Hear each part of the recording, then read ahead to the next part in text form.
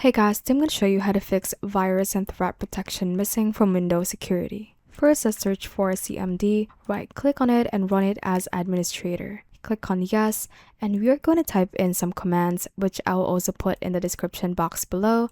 So just follow through by copying each line that I pasted in there. First, we'll copy the first line like this. Hit Ctrl+C on your keyboard to copy it.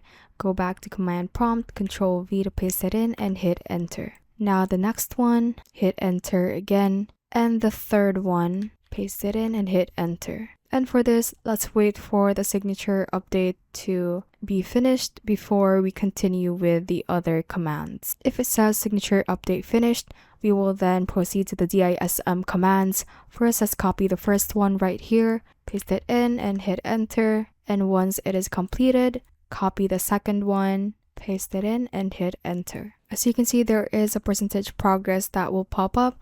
Make sure that you finish that first before we go on to the next command. Once it says operation completed successfully, we will now copy the third command right here, paste it in and hit enter. It will also take a few minutes to complete, so just wait for this to be finished. Now that we're done with all the commands for the command prompt, let's close the command prompt and I'm just going to minimize my notes. And now you can see if your problem is solved. If not, let's search for services. Click on this one and we are going to look for security center. So you can pick any item from the list and hit the letter S on your keyboard. And again, let's look for security center. It is right here.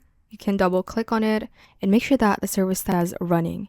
If not, you can click on the start button and it should now say running and hit apply and click on OK. We also find Windows Defender Firewall from this list. Double click on it and make sure that the status is running. If not, start it, hit apply and OK. Let's close from this one and let's head to settings by searching for it. Let's click on update and security. And in here, click on check for updates.